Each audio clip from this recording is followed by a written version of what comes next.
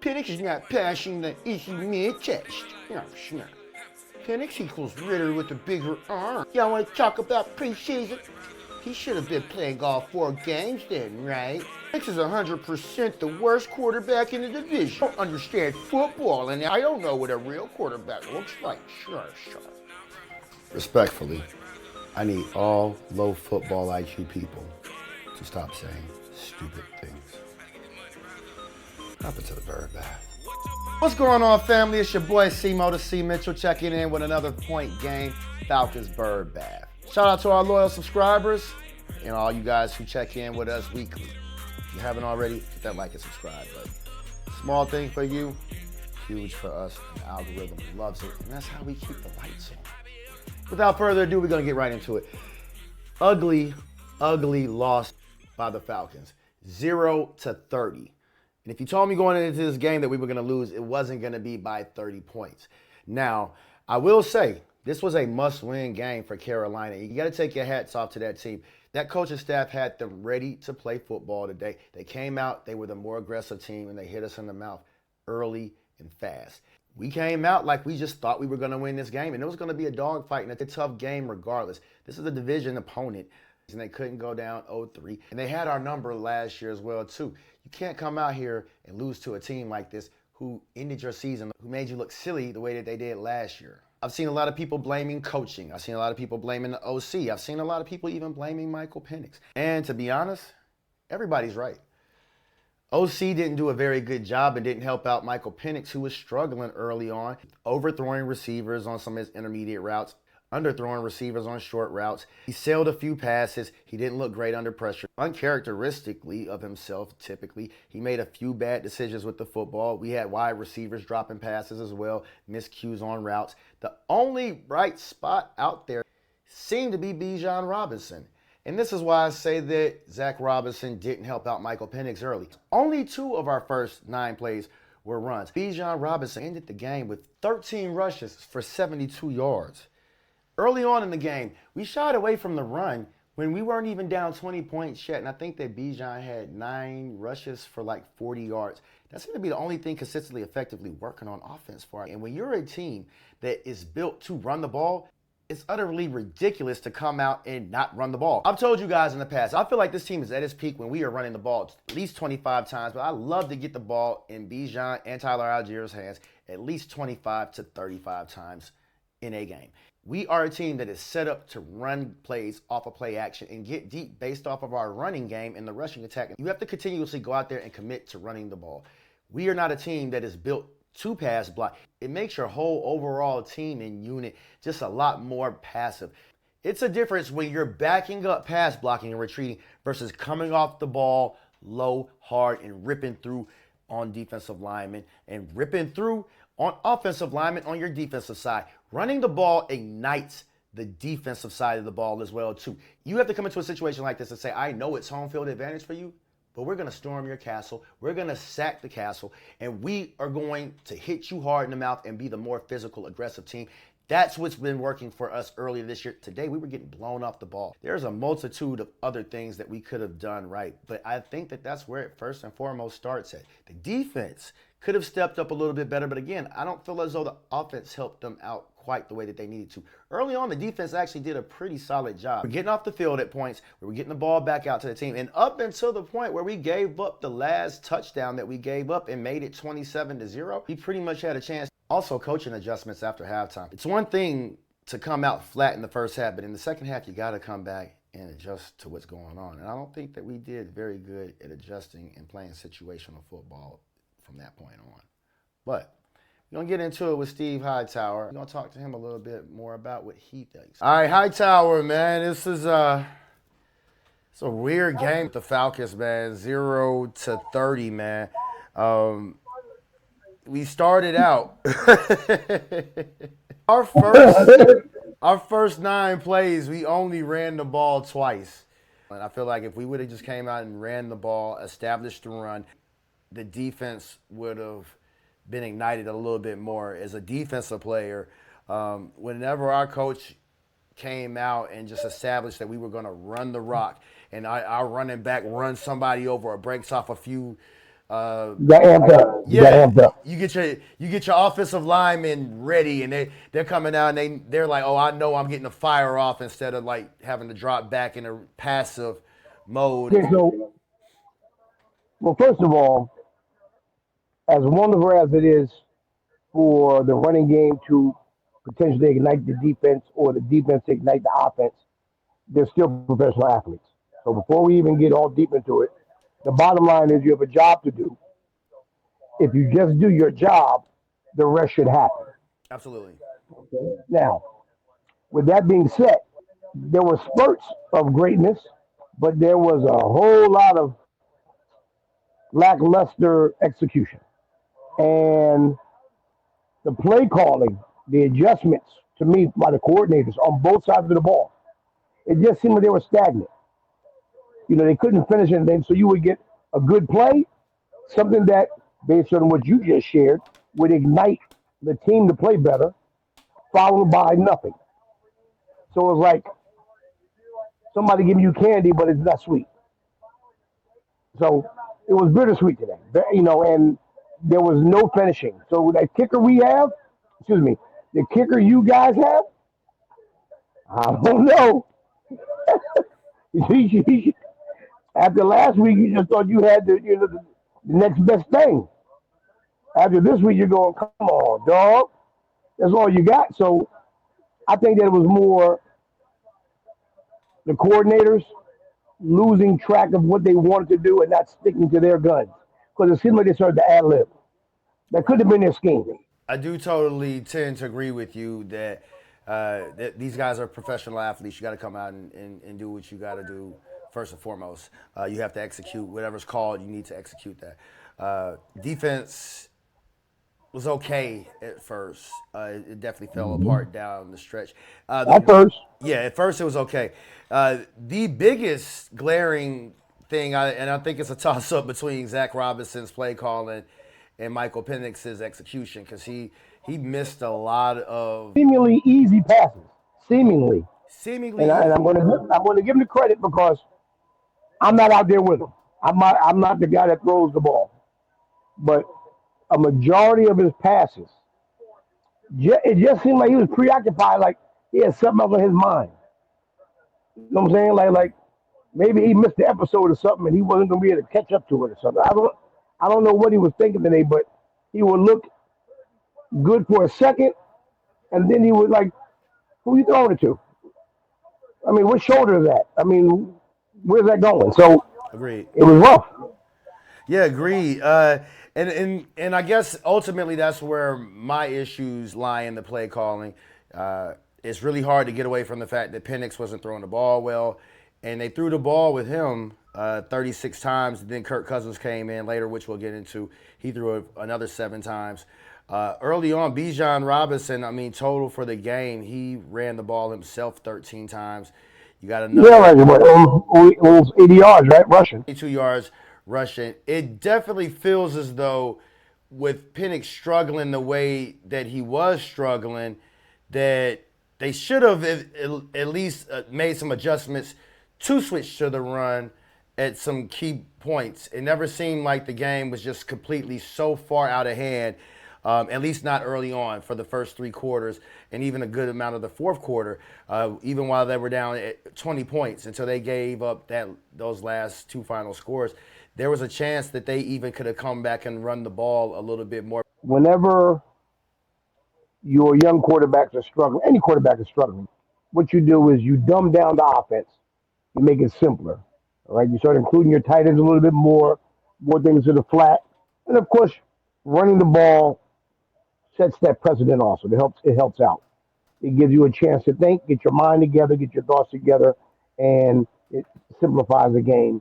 And as you build up your confidence and you build up your awareness for whatever reason, um, you can add on as the game commences. Now, the one thing that I did see is I'm wondering if, to a point, they're worried about Bijan getting hurt, and they started acting like they didn't want to put him out there like that because the whole team was playing a little off today. So part of me was wondering if they were like, As much as we want to just go on and showcase Bijan, because he could have taken a game over. He's that type of back that could take a game over with his skill set. If they're worried about, but we don't want him to get hurt. I'm just saying. I'm not saying that's what they were doing, but it's a question that was in my mind during the game. But they still should have run the ball a little bit more than they did, definitely, especially the first half. Is this a game that Falcons fans should be panicked about? Was this an exposure of the Falcons, or was this just a hungry division rival team that is familiar with each other and was desperate and they needed a win and we botched it? Or is that because it seems like this would have been a close game either way? This was a desperate game for Carolina. It couldn't go down. I mean, but after last week's performance by the Falcons, it's very possible that they got a little headstrong. I don't think that this is a vision of what's to come for the Falcons in regards to just losing big, looking bad, and looking inept. I don't think that's the case. I think that with the person that they still have more upside without a doubt than downside. I just think they have to make their mind up what they're going to do. Just like we spoke earlier, I don't want the offense to be worried about the defense or likewise. Do your job and let's meet in the middle and win this game. That's what they should be doing. So I'm not worried about the Panthers. I'm not worried about it being in the same conference. I'm not worried about the effect that it has. Matter of fact, if anything, it should make you mad and say, I'm not going to look this bad again. Because everybody looked bad. Everybody. And it wasn't, I mean, Bijan looked good for what he did. But collectively, offense, defense, special teams, everybody faltered. those guys get paid too. Think about the speech that had to go on in the Panthers camp before this game. Think about how the Panthers have looked so far this season up until today. And think about what their coaches were probably saying to them. Think about what happened last season with the Panthers leading into this season and how they were getting blown out the water by everybody. And they finally got something going just a little bit. And now we're going to drop Atlanta? No. The Panthers, they had to win this game just to feel like they need to be playing for NFL franchise. Not trying to be funny. Absolutely agree. I think that this was they needed this game more than we needed this. And again, that doesn't excuse anything. No, not at all, but still. Right. What exactly are you, what are you trying to tell your team at this moment? Well, is this on camera or off camera we're talking about? Because on camera, he should be taking the full blame. Off camera, we all going to have an individual talk in my office because there was a lack of execution and focus today. And I'm talking to everybody in my organization, all my coaching staff and all my players, and then I'm going to talk to the mirror. Because nothing was right today. Bijan's the only one that I'm going to buy dinner for. Moving forward, the Falcons have the Commanders. They hungry. They want a backup quarterback, so they're not doubting what they can and can't do, regardless of who's back there. And they are working on all cylinders. They're looking confident, and they're having a lot of fun. That's a dangerous combination. I'm not sure if Jaden Daniels is going to be able to play next week. I don't think so. Okay. I wouldn't play him. Right. I wouldn't play him. I'd give him another week off. I know it's nothing that would keep him out for the rest of the season. I didn't check what his injury was. I'm sorry. But there's no sense of urgency. He doesn't have to be in this next game. Give him another week off. He just won with their backup. Remember, their backup is at Oregon. He was the number 2 pick when he came out of college. He's been on, maybe 5 teams? Right. And every time he's come in off the bench, there wasn't a drop in output or support by his teammates. So when he came in, they all played for him very well. Every team he was on. So he's a beloved player. Okay, there's no reason to throw the towel in and think that they're not going to do the same thing again next week than they did this week. Now, I'm not saying they're going to win. I'm just saying they're going to come to play. Right. Next week's game against the Commanders, to me, is a more importance to the overall morale and positivity of the Falcons team than today's game was. If they can compete and even win next week, they're going to forget all about this Carolina game. The Carolina game is going to mean nothing. Right. Right. But I didn't think that Washington was going to win that game in the fashion that they did because, as many have said, the way that team will go as Jaden Daniels goes. They don't have enough overall pieces all the way. I mean, but they kind of do though. They're young. First of all, like I lived in D.C. for 15 years. They have a great following. So it's not that the fans in D.C. are awesome. So even if you're a losing team, you feel very positive coming into the stadium. You feel positive with your outlook from your support system. The team showed what they could do last year. Of course, Jaden Daniels showed that he is at a different level.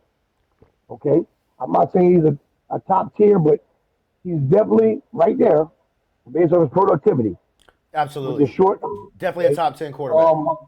Yeah, I mean top 10, definitely. Yeah, definitely. And you remember, it takes a whole team to make you a top 10 quarterback. You know what I'm saying? It's not like you're just so skilled that somebody got to block, somebody got to catch, somebody got to do their part. The team is willing to make any sacrifice they can make to try to make sure that the quarterback is safe. The commander, I'm telling you, they support him. So Mariota, long as he receives that same support, they can still win.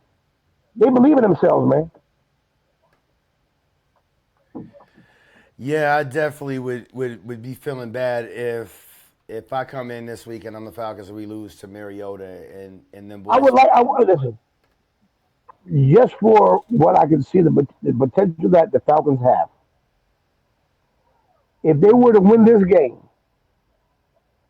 this would be a major plus. And I know wins are major and losses are major, but morale-wise, uh, uh, uh, there is nothing that they should end up thinking we're turning the corner if we can win this game. And it's mentally. We're turning a mental corner to where we need to be a winning squad. They need this. This would be a great win for them. Right on. And the potential's there. They could do it. Maybe it doesn't look like, but they could do it. They have the personnel. I mean, the injuries they have, of course, change things, but they could do it. We'll see what happens. Sorry. What do you think is the biggest key that the Falcons are going to need to watch out for as they get ready for the Commanders next week? I know we got Turnovers. Turnovers. They can't have any turnovers. One thing that the Commanders are good at is capitalizing off of whether it's taking time off the clock or being able to score off the turnovers. Because what they'll do is that if you give them a lot of time, even if they don't score, that's less opportunities for you to score. Okay? So you don't want that. You don't want them to take up all your time, especially with the Falcons, because sometimes it takes a minute for them to get themselves together on what they want to do. They need time. Okay? But Atlanta, if they just limit turnovers, they can be in almost any game, but then they'll get anxious and then stuff starts happening. You're trying to force passes. You're trying to break that extra tackle, and turnovers will do it. Other than that, you have to capitalize off of easy scores. So we're back to the kicker. You can't miss. If it's over 54 yards, I'll give you, okay. If it's under 54 yards, you need to be making all of that. Because if you can't score touchdowns, you got to score something to win. I've never seen a team win scoring no points. So that's how I see it. Yeah, definitely true indeed. They're definitely going to have to continue to put the points on the board. All that stuff that you were saying, that seems like Raheem stuff, coaching stuff, making sure that you don't have the turnovers, making sure that you don't get too anxious, making sure that you're focused and on top of things. Do you think that Raheem should be in the hot seat right now, and what could he do differently to get this together? Because ultimately they do say that the buck stops with the coach, but there you have to have players doing what they need to do. You have to have coaches doing what they need to do. I think that other than, of course, today's game, I think Raheem's done a great job with trying to reestablish a positive culture in Atlanta. Okay, I think that some of the moves he's made, some of the emphasis he's put on trying to develop a high flying, hungry defense, which we've seen other than until today. I think that the support that he gives his players on camera, I think it's awesome. I think he's very supportive, and he's not afraid to take blame for things. I don't think this puts him on a hot seat. Um, I just think that the average person that's on the outside looking in is almost tempted to go, "There go the Falcons again," but that's not really true. This is a better team than last year. They're more exciting. They have more potential, and they're younger in the right places. So I'll take what Raheem's done with a grain of salt, but I'm looking for my spoonful of sugar next week. Yeah, man, that's it's really hard for people to look past it, but that is the honest to goodness truth. Team's definitely younger and more experienced. I mean, well, team's younger in the places it needs to be. Let me tell you something. If everybody on the Falcons right now, if they all clicked and were on the same page, win, lose, or draw, you wouldn't want to miss any games. Agreed. Okay? You would not. You'd be in front of your TV every week, and it's not because you're in Georgia. You'd be a football fan, and you say, "Yo, we got to find a way to watch the Falcons game because they have that type of skill set that needs to be that the potential, the athleticism on their team right now. They have it. It's just trying to put it together." So I'm hoping that other people see that because I can see it clear as day. Don't let today be what keeps you up tonight.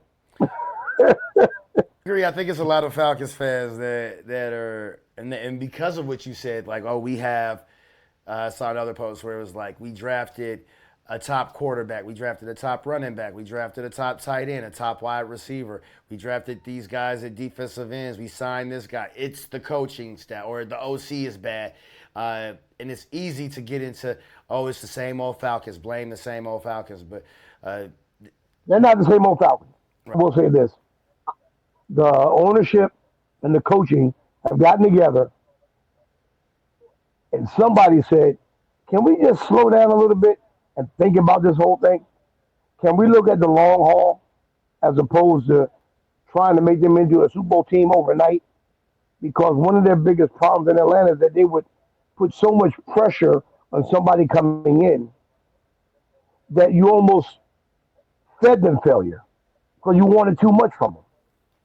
Okay, and then when that person faltered, you throw them in the garbage and you do the same thing with the next guy. And if they didn't do it, you throw them in the garbage. So you're wasting the potential in somebody, and each player would leave and go somewhere else and be decent.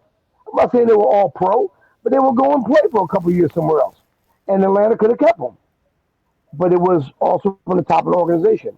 It seems that with the additive of Raheem being there and his ideas, somebody up in the offices has come to the conclusion that if we put some guys together that are quality, they can grow together, they can learn together, and we can have a hell of a squad. And right now, if you look at position by position, person by person, they're really not bad. It's just that they have injuries and things didn't click this week. So the potential is really there. Was talking to a couple of guys during the cast. They were saying that they think that you have to start looking even past the coaching staff toward upper management, and there's a upper management problem. And aside from that, you mentioning that they They got to stop trying to hit home runs off top. It's very rare. Listen, if you really think about it, team by team, how many times you've watched a team try to hit a home run and they actually hit it? It's more rare than it is uh, something that happens every day. You might catch somebody and because of the way they're marketed, it seems like this is the greatest thing ever. But most teams are going to go a bunch of years without having that home run hit, and they're going to waste a lot of money every year trying to find it. It's usually like every 5 years you're going to find somebody that actually kind of fit the bill, and that still doesn't promise you a Super Bowl. And the average lifespan of an NFL player is less than 3 years. So remember, we're looking at superstars when we're looking at these names that we hear about every year. But the average player isn't here. It's below 3 years. So the turnover is high. You just know about the superstar. So stop hitting that home run. Let's get somebody a little bit slow, a little bit steady, but that we see the potential in, and give them a chance to learn. I know you want to win now. I know how the league is. But you still got to give some of these guys a chance. Listen, some of these guys are real young. They don't even have their grown man strap yet. You know what I'm saying? They just start driving, some of them. I mean, right. How are you going to put $1 billion industry or business on a 20-year-old player and expect for him not to have a hard time with some aspects of management and showing stability and positivity within the organization? They're really taking the garbage out every night. Agreed. Yeah, this is.